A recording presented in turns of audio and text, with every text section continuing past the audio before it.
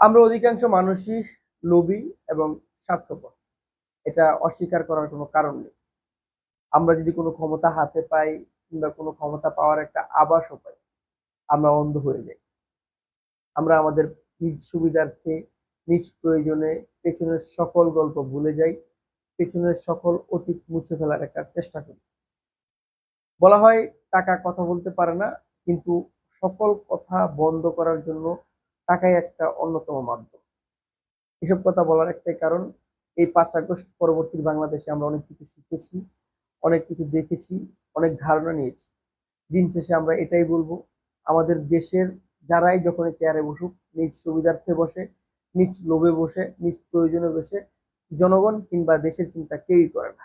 যুগ যুগ ধরে যারাই দেশ পরিচালনা করে আসছে, সবাই নিজের আখের গোছানো, নিজকে প্রতিষ্ঠিত করা, নিজের সকল সুবিধা নিজের স্বজনদের, নিজেদের নিজেদের লোকজনকে ভাগাভাগি করে দেওয়া এবং জনগণকে চাপিয়ে রাখা, জনগণের মাথায় একটা বোঝা সৃষ্টি করা।